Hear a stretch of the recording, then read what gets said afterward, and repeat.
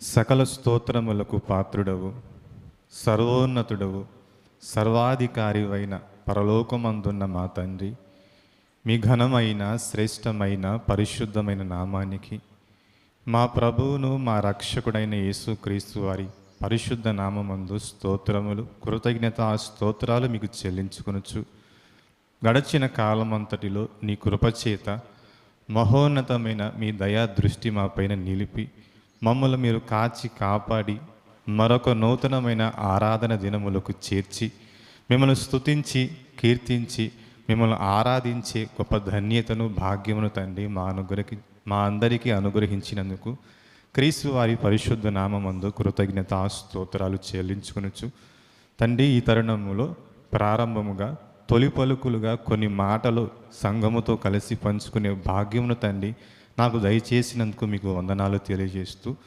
నేను మాట్లాడినవి ఉండగా నా సొంత ఆలోచనలు కాక ప్రతిదీ మీ వాక్యముతోనూ ఆలోచన కలిగి ఆత్మ సహాయంతో నేను పలుకున్నట్లు నాకు సహాయమును అనుగ్రహించని ప్రార్థిస్తూ, మీ పిల్లలైన వారికి వినగలిగే చెవిని గ్రహించే మనసును అనుగ్రహించని ప్రార్థిస్తూ, మా ప్రభు అయిన యేసుక్రీస్తు వారి నామమందు కృతజ్ఞత స్తోత్రాలు చెల్లించి మీ సహాయమును కోరుకొనుచున్నాను పరలోకపు తండ్రి. ఆమెన్. మంచిదండి.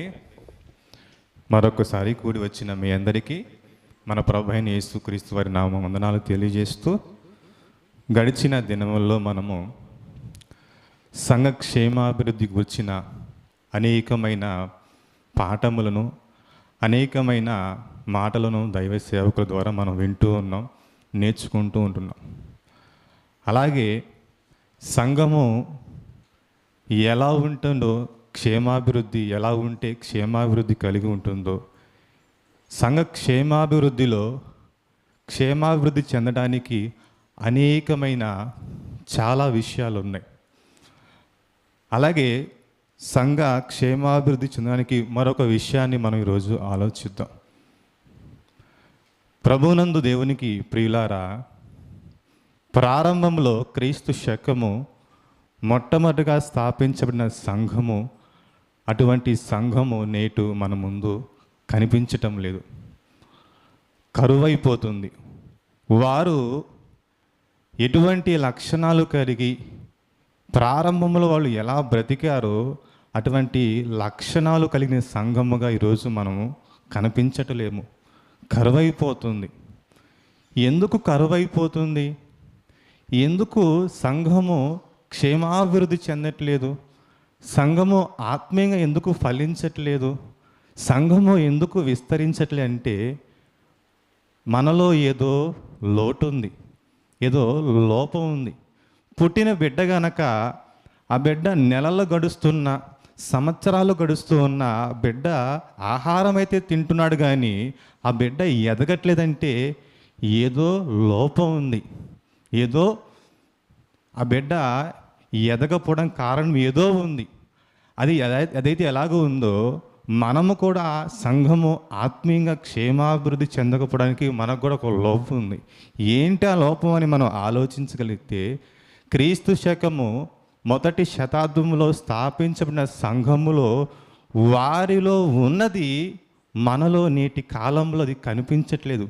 అందుకే మనము క్షేమాభివృద్ధి కనిపించట్లేదు మనలో. మనము ప్రతి ఆదివారము సంఘానికైతే వస్తున్నాము, కానీ క్షేమాభివృద్ధి విషయంలో చాలా వెనుకబడి చాలా దూరముగా ఉన్నామని వారిని చూస్తే మనకు అర్థమైపోతుంది. ఏ విషయంలో క్షేమాభివృద్ధి చెందట్లేదని ఆలోచించగలిగితే, అపోస్తుల కార్యముల గ్రంథము 2వ అధ్యాయము 46వ వచనము.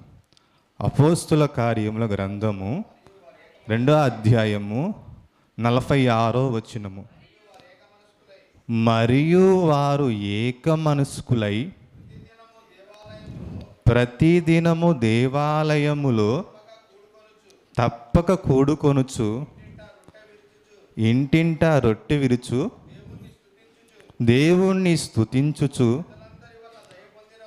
ప్రజలందరి వలన దయ పొందిన వారై ఆనందముతోను నిష్కపటమైన హృదయముతోను ఆహారము పుచ్చుకొనుచుండురి. చాలండి. ప్రారంభంలో యేసుక్రీస్తు వారు మరణించి తిరిగి వెళ్ళిన తర్వాత పరిశుద్ధాత్ముడు వచ్చిన దినమున దేవుడు పేతురు గారిని ఎన్నుకొని ఆయన ద్వారా స్థాపించబడిన మొట్టమొదటి సంఘములో ఉన్నవారు, వారిలో మొట్టమొదటిగా ఉన్న లక్షణం ఏంటంట? ఏక మనస్కులై. ఏమండి, ఏక మనసు కలిగి ఉంటే ఎంత క్షేమాభివృద్ధి ఉంటుందో, ఎంత సమాధానం కలిగి ఉంటుందో, ఎంత నెమ్మది కలిగి ఉంటే ఈ సంఘాన్ని చూస్తే మనకు అర్థమవుతుందండి. అంటే ఇంతకీ ఏక మనసు అంటే ఏముంది? ఏక మనసు ఉంటే ఏమైద్ది అని మనం ఆలోచించగలిగితే, ఇప్పుడు మన ముందున్న కుటుంబాలను కనుక ఆలోచిస్తే, కుటుంబంలో భార్య, భర్త, 2 బిడ్డలు.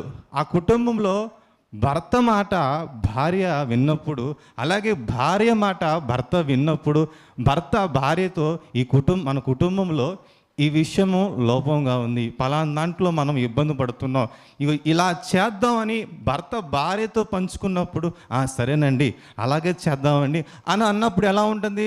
అలాగే భార్య చెప్పినప్పుడు భర్త కూడా ఏమండి పలానా విషయంలో మనకు లోటుగా ఉంటుంది, ఈ విషయంలో మనం ఇబ్బందిగా పడుతున్నాం కాబట్టి ఇలా చేద్దామని చెప్పినప్పుడు భర్త కూడా భార్య మాట వింటే ఏమైద్ది? వారు క్షేమాభివృద్ధి చెందుతారు. వారిని చూస్తున్న వారి బిడ్డలు వారి అన్యోన్య దాంపత్య జీవితాన్ని చూసి వాళ్ళు కూడా ఏమైపోతారు?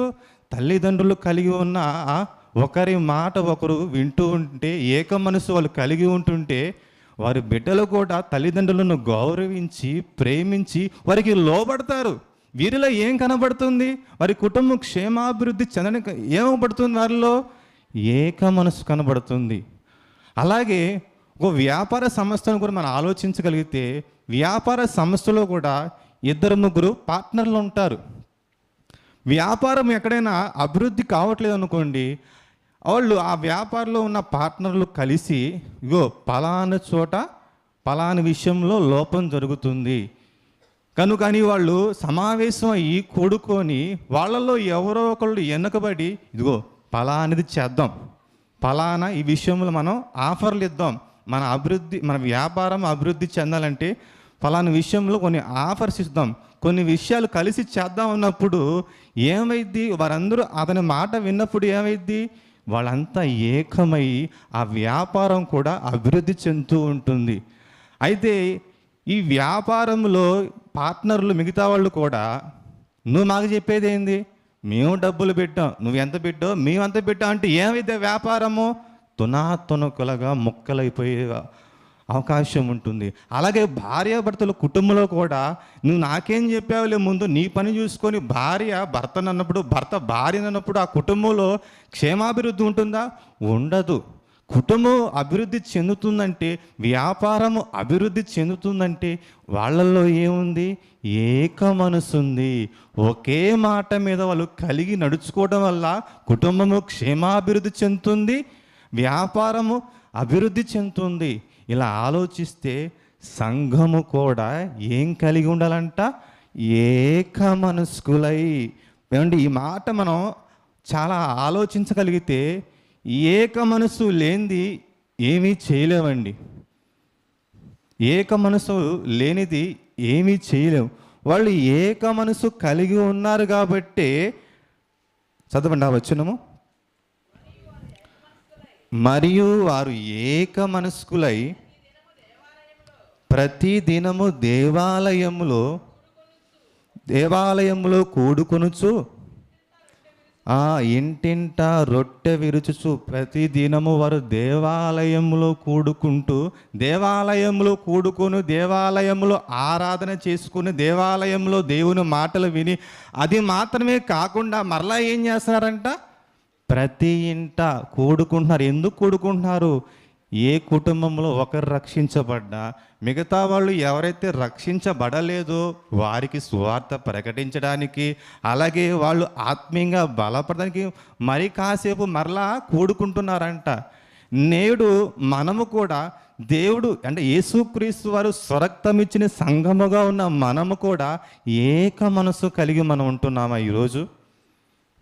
ప్రభునందు దేవునికి ప్రియులారా, ఆలోచించండి. ఏక మనసు మనం కలిగి ఉంటున్నామా? మనందరికీ మాదిరిగా ఉన్న ఈ ప్రారంభంలో ఉన్న సంఘము మనకు మాదిరి. మనలో ఈరోజు ఏక మనస్సు లేదని తప్పక చెప్పొచ్చు. ఈ లేదని ఎలా చెప్పొచ్చు అని అనుకుంటే, నేను ఏవేవే చెప్పను, సంఘంలో జరుగుతున్న కొన్ని పరిస్థితులు కనుక మనం ఆలోచిస్తే మనలో ఏక మనసు ఉందా లేదా అనేది తెలిసిపోతూ ఉంటుంది. ప్రతి దినము మనము ప్రతి ఆదివారము తప్పక కూడుకునే దినం ఇదే కదా. మిగతా రోజుల్లో పనులు లేకపోతే కొన్ని క్లాసులకి అటెండ్ అవుతాం, కొన్ని ప్రార్థనలకి అటెండ్ అవుతాం. పనులు లేకపోతే వాటిని ఎగ్గొడతాం. కానీ ఆదివారం మాత్రం 90% మనం దేవుని ఆలయంలో చేరి సంఘముతో కలిసి మనము ఆరాధిస్తూ ఉంటాం. ఈ ఆరాధన సమయం ఎన్ని గంటలు? 8:30కి స్టార్ట్ అయ్యి సుమారు 11:15 ముగించబడుతుంది. సుమారు 2:30 గంటలు 3 గంటల లోపు. ఈ 3 గంటల్లో కూడా మనము కొందరేమో పాటలు అయిపోయినాక, మరికొందరేమో బల్లారాధన అయిపోయిన తర్వాత, మరికొందరేమో వాక్యానికి మధ్యలో మనం ఇలా లేటుకు రావటం వల్ల మనం ఏక మనసు కలిగి ఉంటున్నామా?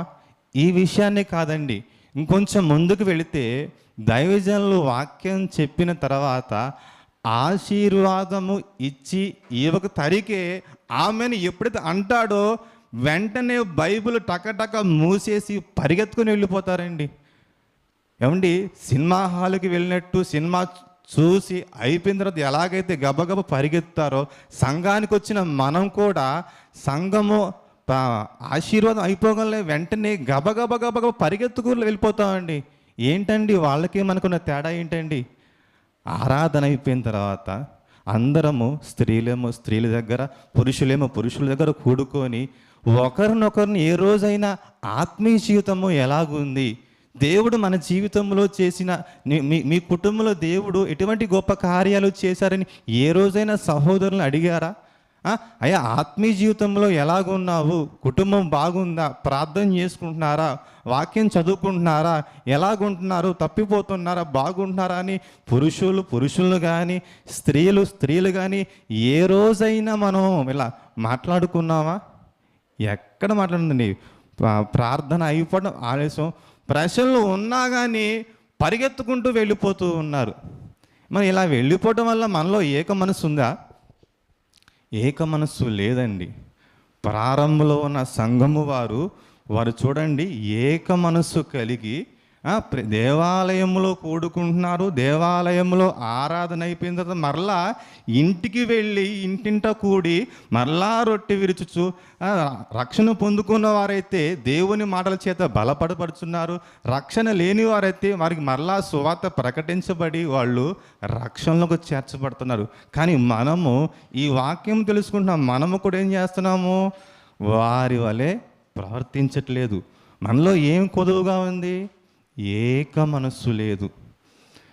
ఏమండి, మనము ప్రతిదినము ఇలా కూడుకుంటూ దేవాలయంలో తప్పక కూడుకుంటూ సమాజంగా కూడా మానక కొన్ని విషయాలు చేయమని ఒక భక్తుడు మరొక మాటను తెలియజేస్తున్నాడండి. హెబ్రీ పత్రిక 10వ అధ్యాయము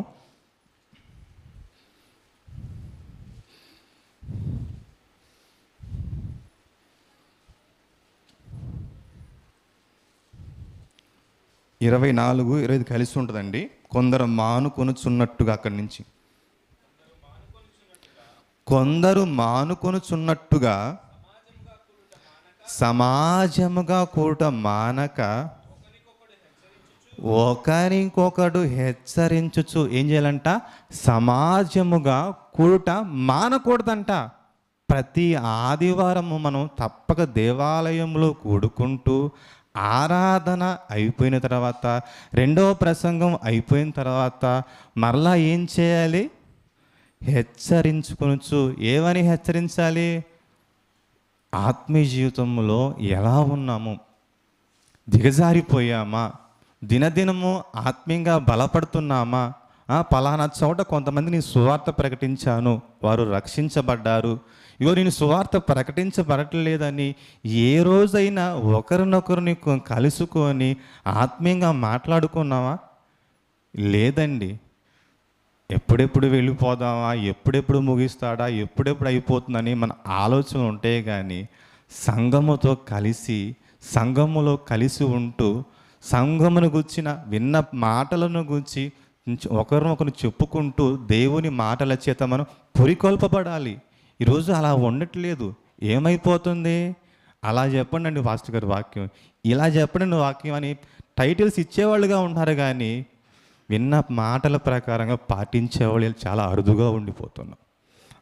హెచ్చరించుకొనుచు ఆ దినము సమీపించుట మీరు చూచిన కొలది మరి ఎక్కువగా అలాగు చేయొచ్చు, ప్రేమ చూపుటకును సత్కార్యములు చేయుటకును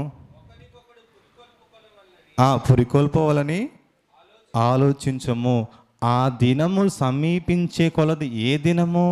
ప్రభువు దినము. ప్రభువు ఎప్పుడు వస్తాడో మనకు తెలియదు, ఏ రోజు వస్తాడో మనకు తెలియదు, ఏ గంటకు వస్తాడో మనకు తెలియదు. పోనీ మన బ్రతుకులు ఎప్పటి వరకు ఉంటాయో మనకు తెలియదు. ఇలా తెలియనప్పుడు అది ఎప్పుడు వస్తుందో తెలియక భయముతో మనము భక్తి కలిగి సంఘము పట్ల, సహోదరుల పట్ల ప్రేమ కలిగి ఒకరినొకరిని వాక్యము ద్వారా హెచ్చరించుకుంటూ సరిచేసుకుంటూ సంఘములో ఆత్మీయత కలిగి ఉండాలంట, ఏక మనసు కలిగి ఉండాలంట. ఈరోజు ఈ ఏక మనసు అనేది రాను రాను కరువైపోతుంది. ఏక మనసు లేకపోతే ఏమైపోతుందో మరొక సందర్భాన్ని ఆలోచిద్దామండి. అపోస్తుల కార్యములో 5వ అధ్యాయము, 5వ అధ్యాయము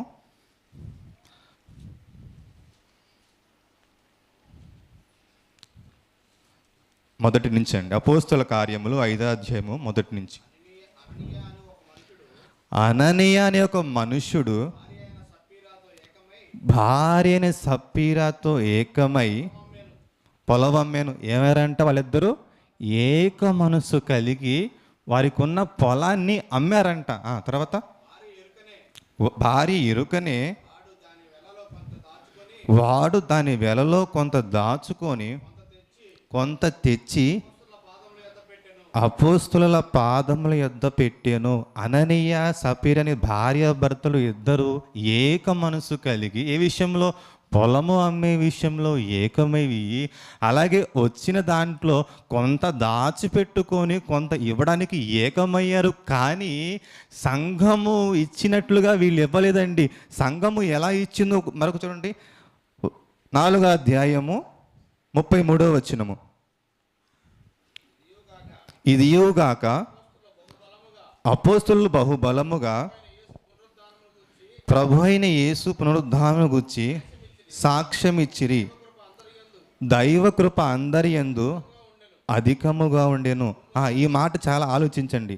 భూములైనను ఇండ్లనైనను కలిగిన వారందరూ వాటిని అమ్మి వాటి వెల తెచ్చి అపోస్తముల పాదముల యొద్ద పెట్టుచూ వచ్చిరండి. విశ్వసించిన వారందరూ ఏక హృదయము కలిగి ఏకాత్మ కలిగి వీళ్ళందరూ ఏం చేశారంట? వాళ్ళు అమ్మిన తమ స్థిరాస్తులు భూములు కానీ తమ ఆస్తి అంతా అమ్మి తీసుకొచ్చి వారి అపోస్తుల పాదముల యొద్ద పంచి ఉంచారంటండి. కానీ వీళ్ళు ఏం చేస్తున్నారు? పొలం అమ్మే విషయంలో ఏకమై ఉన్నారు, కొంత దాచిపెట్టుకొని కొంత ఇవ్వడానికి ఏకమై ఉన్నారు. కానీ వాళ్ళు మొట్టమొదటిగా ఉన్న సంఘ సహోదరులు ఎలాగైతే ఉన్నారో వీరు వారితో ఏకమై లేరండి. ఏకంగా లేకపోవడం వల్ల ఏం జరిగింది? అప్పుడు పేతురు, అననీయ, ఈ భూమి వెలలో కొంత దాచుకొని పరిశుద్ధాత్మను మోసపుచ్చుటకు సాతాను ఎందుకు నీ హృదయము ప్రేరేపించను? అది నీ యొద్దనున్నప్పుడు నీదే కదా. అమ్మిన పిమ్మట అది నీ వశమై ఉండలేదా? ఎందుకు ఈ సంగతి నీ హృదయములో ఉద్దేశించుకొనుచున్నావు? నీవు మనుషులతో కాదు దేవునితోనే అబద్ధమాడితవని వానితో చెప్పాను. సంఘమంతానేమో వాళ్ళు అమ్మి అపోస్తుల పాదముల ముందు పెడితే, వీళ్ళేమో వాళ్ళందరూ ఏకముగా ఉంటే వీళ్ళు సాతానికి అవకాశం ఇచ్చి కొంత దాచిపెట్టుకొని కొంత దేవునికి ఇవ్వడానికి ఏకమై ఉన్నారు. వీరు సంఘముతో ఏకమై ఉన్నారా? లేరు. సంఘముతో ఏకమై ఉంటే వీళ్ళు కూడా వచ్చిన మొత్తం అంతా తీసుకెళ్ళి అపోస్తుల పాదాల ముందు పెట్టేవాళ్ళు. ఏమైపోయారు వీళ్ళు? దేవుని ఉగ్రతకు పాలయ్యారు. మనము కూడా సంఘములో ఏక మనసు కలిగి, ఏకాభిప్రాయం కలిగి, ఏక ఉద్దేశము కలిగి మనము ఉంటే సంఘము క్షేమాభివృద్ధి చెందుతుంది.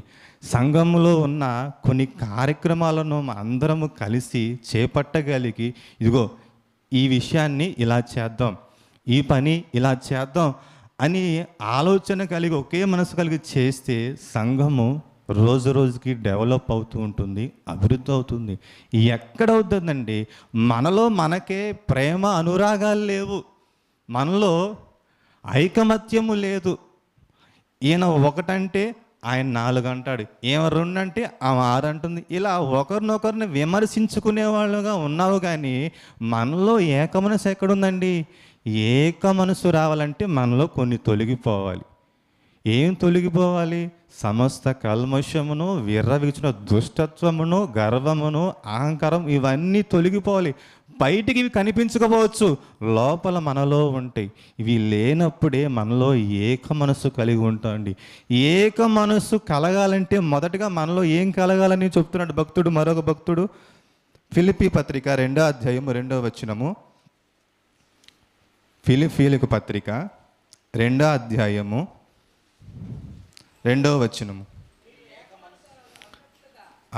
మీరు ఏక మనసు అగునట్లుగా, మనం ఏక మనసు కలిగి ఉండాలంటే మొదటగా ఏముండాలంటే మనలో ఏక ప్రేమ కలిగి, నీదొక ప్రేమ నాదొక ప్రేమ కదంట, సంఘమంతా ఏక ప్రేమ కలిగి, మరలా ఏకభావం అంటే మనం చేసే సంఘ కార్యక్రమాల్లో, సంఘ పరిచర్యలో ఇగో అందరము కూడుకొని ఇగో ఈ పని చేద్దాం, ఈ విషయాన్ని చేద్దాం, అందరూ ఒక భావం మీదకి వచ్చి, ఒక తాత్పర్యం మీదకి వచ్చి కలిసి చేయాలంట.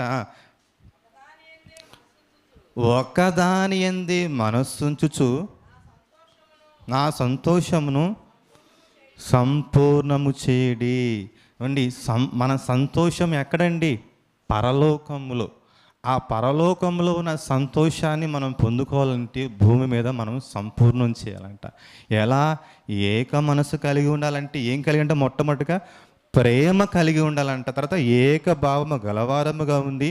ఒక్కదాని యందే, దేని యందు? మన ప్రభు అయిన యేసుక్రీస్తు వారు మన యందు ప్రేమ కలిగాడా లేడా? ప్రేమ కలిగి తన ప్రాణాన్ని బలిగా అర్పించాడు.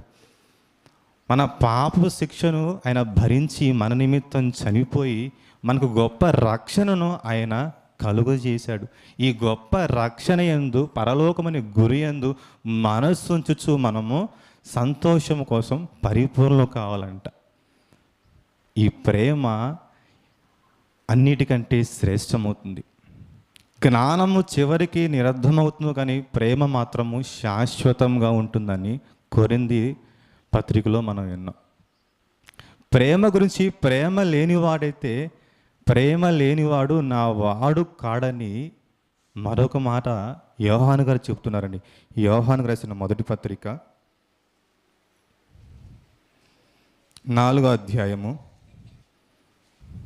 8వ వచనమండి.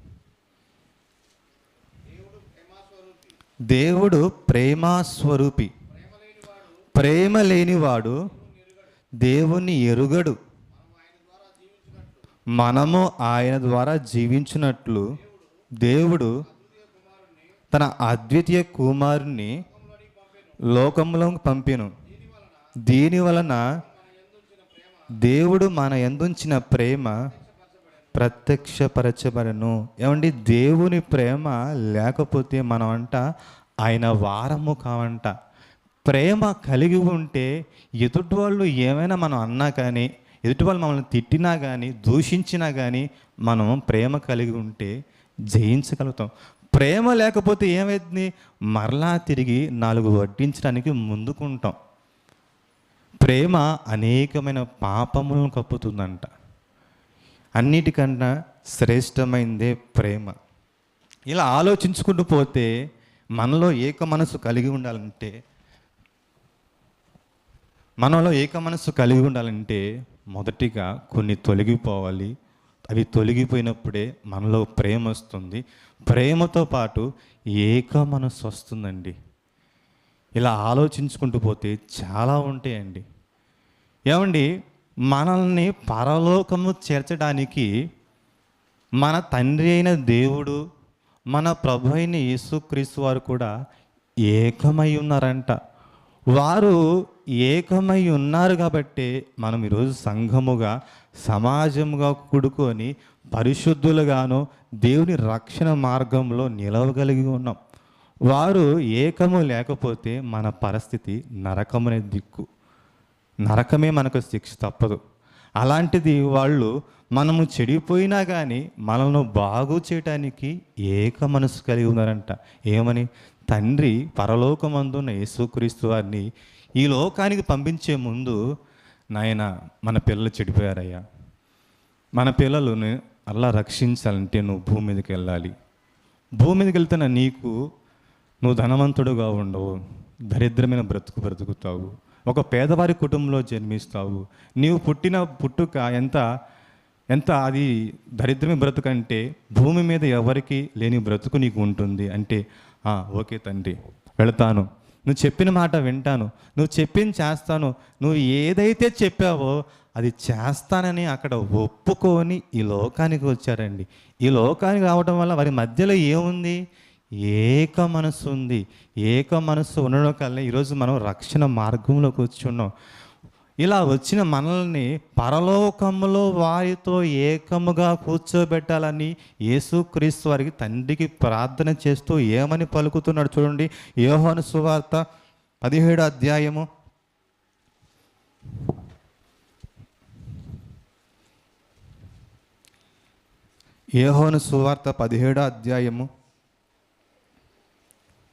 11వ వచనం.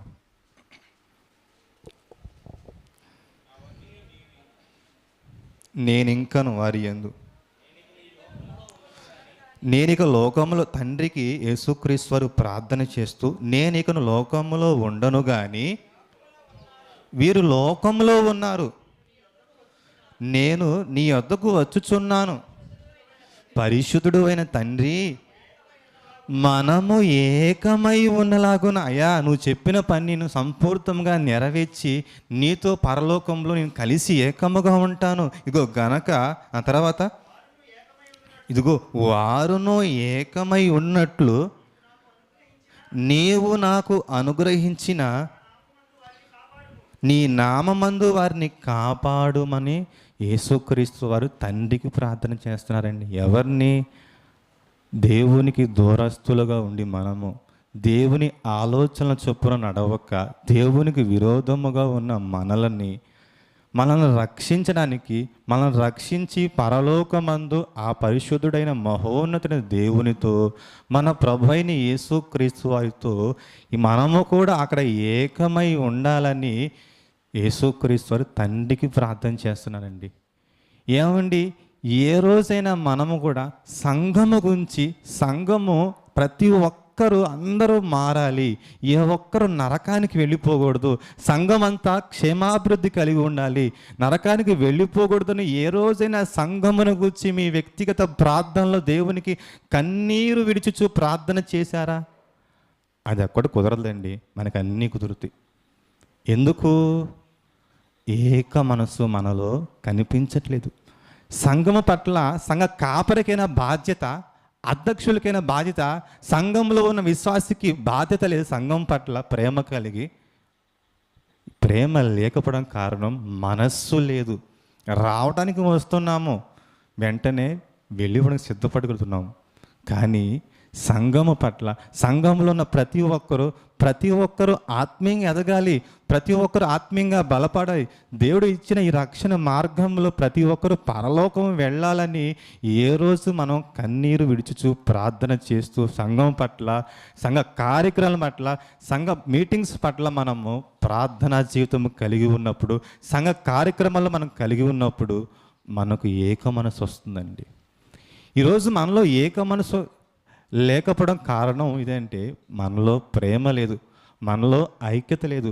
సహోదరులు కూడి నివసించుట, ఐక్యత కలిగి ఉంట ఎంతో మనోహరము, ఎంతో శ్రేష్టమైనది. కానీ ఈ రోజుల్లో శ్రేష్టమైనదని పలుకుతున్నాం, కానీ వాక్యాన్ని దాన్ని మనస్ఫూర్తిగా పాటించలేకపోతున్నాం. ఇలా మనం ఏక మనసు లేకపోతే మన సంఘము ఎలా ఆత్మీయంగా క్షేమాభివృద్ధి చెందుతుంది, ఎలా ఫలిస్తుంది, ఎలా విస్తరిస్తుంది? ప్రారంభ సంఘంలో చూడండి, వాళ్ళు పడుతున్న ఆ విధానము కానీ, వారు చేస్తున్న ఆ భక్తి కానీ, వారు చేస్తున్న భక్తి వల్ల వారిలో ఆనందం ఉందంట. వారు చేస్తున్న ఆ భక్తి వల్ల అనేక మంది చేర్చబడుతున్నారంట. మనం ఒకసారి చూడండి, అపోస్తుల కార్యములు 2వ అధ్యాయము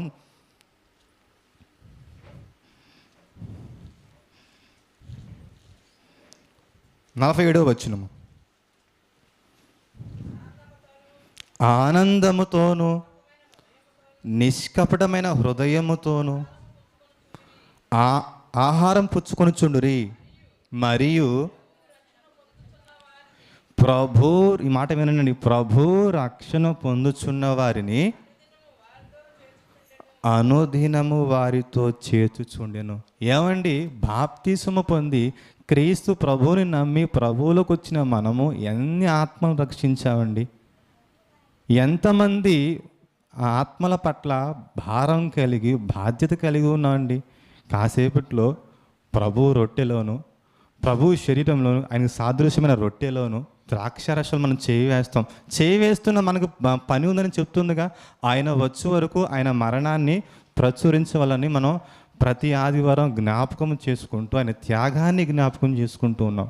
తండ్రి మన ప్రభు అయిన యేసుక్రీస్తు వారు ఏకమై ఉన్నారు కాబట్టి వారితో మనం ఏకమై ఉండాలనే పరలోకాన్ని ప్రభు విడిచిపెట్టి ఈ లోకానికి వచ్చి మన పాపాల నిమిత్తము బలైపోయి ఆయన మరణించి మనకు గొప్ప రక్షణను కలుగజేశాడు.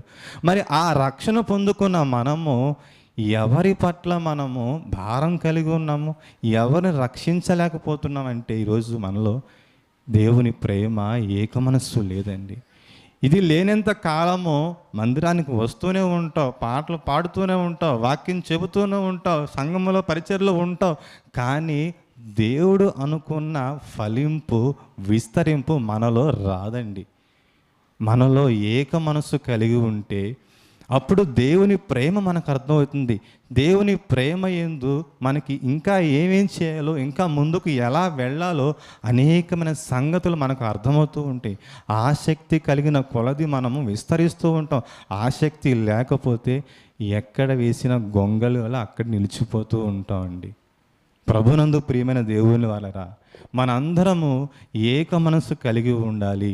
సంఘము పట్ల, సంఘములో ఏక మనసు కలిగి, ప్రేమ కలిగి, ఒకరి పట్ల ఒకరు వినయ విధేయత బాధ్యత కలిగి, తగ్గింపు కలిగి, ఒకరికంటే ఒకరిని యోగ్యతగా ఎంచుకొని మనం కలిగి ఉన్నప్పుడు దేవుడు మనకిచ్చిన ఈ కృపలో మనం ఆత్మీయంగా విస్తరిస్తూ ఉంటామండి. ఇలా ప్రతి ఒక్కరూ ఆత్మీయంగా విస్తరించాలని తెలియజేస్తూ సంఘ క్షేమాభివృద్ధిలో మనం అందరం ఏక మనసు కలిగి ఉండాలని, ప్రారంభ సంఘము ఎలాగైతే ఏక మనసు కలిగి ఇంటింట కూడుకొనొచ్చు, రొట్టె విరుచు, దేవాలయంలో ప్రార్థనలు చేస్తూ ఎలా కలిగి ఉన్నారో మనము కూడా అలా కలిగి ఉండి అనేకమైన నూతన ఆత్మలు చేర్చబడాలని, మనము కూడా పరలోక రాజ్యము వైపు మనం ముందుకు సాగి ఆ పరలోకము చేరాలని మనందరము విశ్వాసము కలిగి ఏక మనసు కలిగి ఉండాలని నా మాటలు ముగిస్తున్నానండి. చిన్న ప్రార్థన చేసుకుందాం.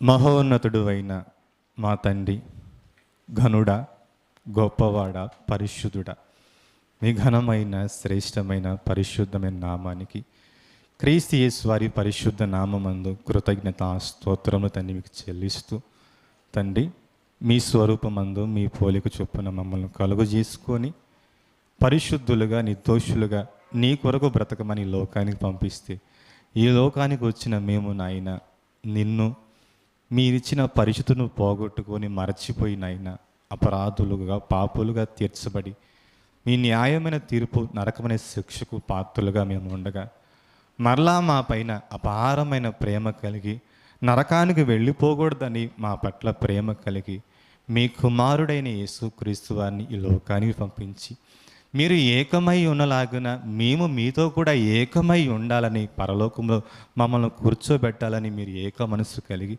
మా ప్రభువారిని ఈ లోకానికి పంపించిన ఆయన మరణ త్యాగము ద్వారా మాకు ఆయన నామందు పాప క్షమాపణ కలుగజేసి మీతో ఉండే గొప్ప భాగ్యాన్ని తండ్రి అనుగ్రహించినందుకు క్రీస్తు వారి నామందు కృతజ్ఞతా స్తోత్రాలు చెల్లిస్తూ తండ్రి ప్రారంభ సంఘము ఎట్లా ఏక మనసు కలిగి ఎలా విస్తరించిందో అనేకమైన మాటలు విని ఉన్నాం నాయన. కనుక అట్టి మాటలు మేము కూడా విని మా హృదయంలో భద్రపరుచుకొని సంఘమంతా ఏకమై ఉండి తండ్రి అయ్యా పరామర్శించుకుంటూ క్షేమాభివృద్ధి కలిగి ఉండటకు మా మనసులను పురుకొల్పి బలపరచమని తండ్రి ప్రార్థిస్తూ మా ప్రభు అయిన యేసుక్రీస్తు వారి నామంలో ప్రార్థించి అడిగి వేడుకొనుచున్నాను పరలోకపు తండ్రి. ఆమేన్. మంచిదండి, మరొకసారి మీ అందరికీ క్రీస్తు వారి నామంలో వందనాలు తెలియజేస్తున్నాను.